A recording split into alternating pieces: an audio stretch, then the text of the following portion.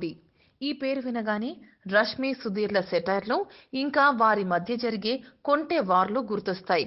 అయితే ఇటీవల ప్రసారం అవుతున్న ఢీ జోడీ ప్రోమో చూస్తుంటే మాత్రం నిజంగా ఇదేంట్రా అనేలా ఉంది.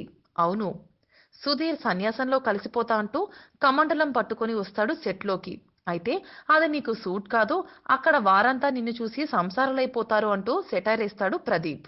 సో నీకు ఏదో ప్రాబ్లం ఉంది, అందుకే అలా అంటున్నావని అంటాడు ప్రదీప్. కాదు, నాకేం ప్రాబ్లం లేదు అని సుధీర్ చెప్పగా, అయితే ఆగో రష్మి, నువ్వు ఒక ఎక్స్ప్రెషన్ ఇవ్వు అని రష్మిని అంటాడు. రష్మి కొంచెం కూడా ఆలోచించకుండా టక్కున గాల్లో ముద్దు పెట్టేస్తుంది. అమ్మో, ఇంకొక ఎక్స్ప్రెషన్ ఇస్తుంది చూడండి, సుధీర్కి కూడా మాట రాలేదు. ఈ జిమ్ముక్కులన్నీ టీవీ టీఆర్పీ రేటింగ్స్ పెంచడానికి చేస్తారని అందరికీ తెలుసు.